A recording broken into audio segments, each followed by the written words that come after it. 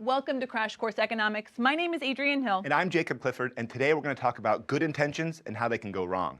Price controls can derail markets, and subsidies can distort them. A kid doesn't understand the ramifications of me receiving these free shoes from somebody in America. Like what kind of ramifications? Well, what it does is actually put people who are creating shoes right out of business. It takes away the agency of the community to be self-sustaining. Yeah, one study showed that free clothing donations to Africa reduced employment in their garment industry by half.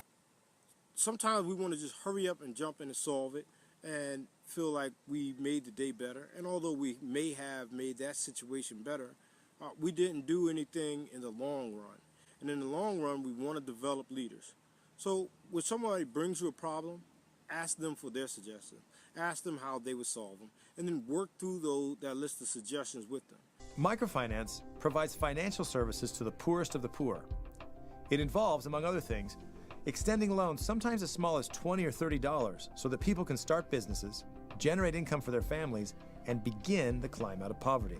Microfinance has done a lot of good, but even its greatest proponents agree it has to be done right. Otherwise, if you just lend money, people can actually be worse off than they were before.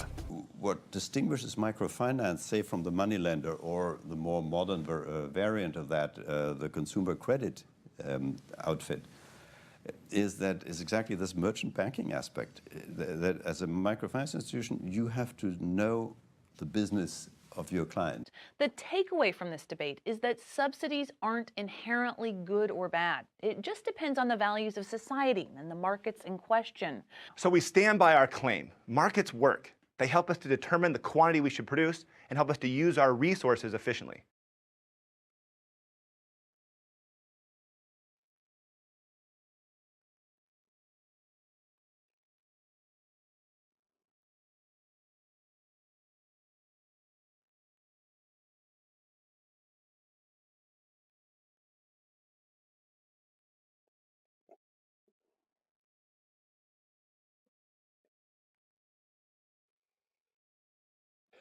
Hi, my name is John, and today we're going to show you two scenes and with two following questions that you would have to answer that basically teach us how, at first, our good intentions can lead us to a really strange results that we don't expect at first. For instance, how the donation of clothing from the United States company nearly ruined the economy of local production of linen and clothing in Africa.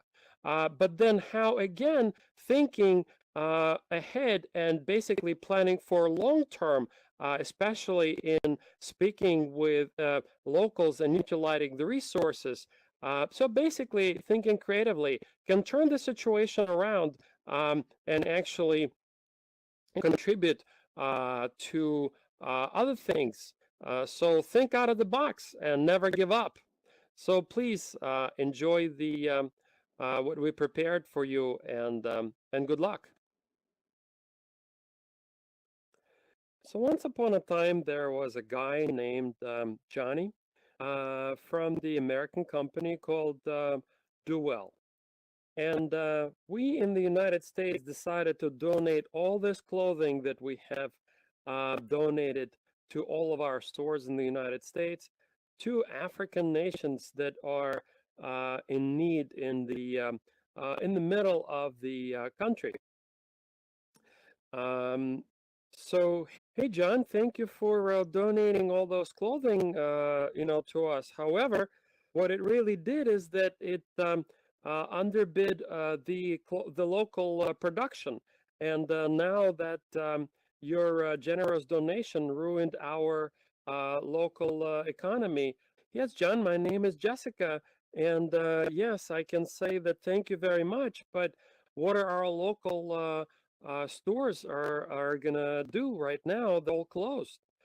So thank you, but maybe um, keep the local production going, and support the local production.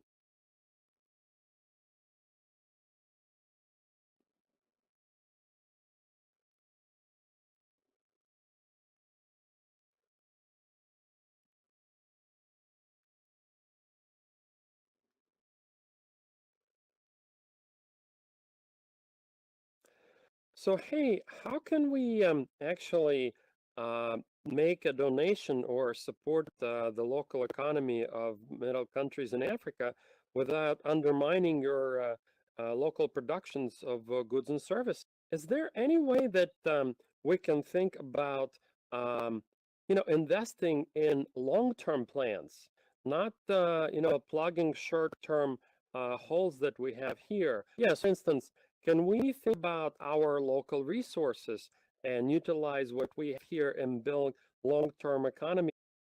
Oh yes, at Do Good Company here in the United States, we have an idea. Why don't we do microlending and invest in your local factories? What are the resources that you have? What can you grow and scale? Well, I think that what we can do is that we have a lot of wood and trees that are rare, like a redwood. And maybe we can produce furniture because we have a lot of craftsmen. And they can get jobs, and then we can export the furniture back to the United States. What a great idea. Why don't we do that?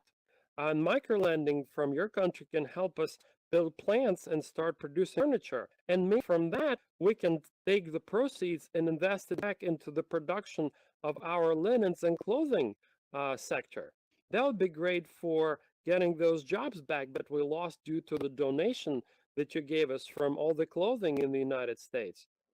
Well, let's do exactly that. Let's do microlending and have all the local production begin with furniture. And that will in turn boost the production of all the clothing that was winding down and closed.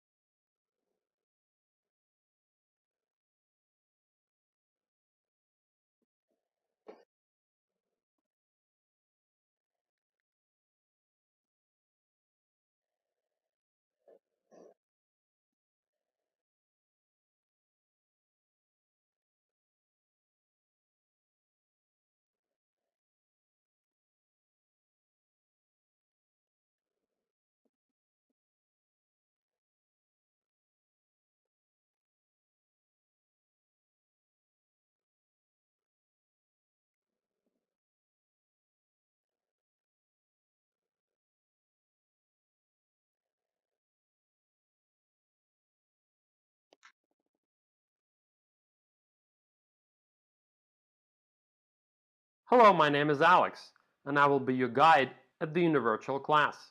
Today, we begin with an instructional video about your objective and the rules. Your objective here is to make a virtual story or a quiz game as an example of the subject presented to you in the later videos. Our interactive classroom will guide you through the sequence of making the story or a quiz game. So at the end of each instructional video, you will be asked to perform one task before you press the next button to watch the next instructional video.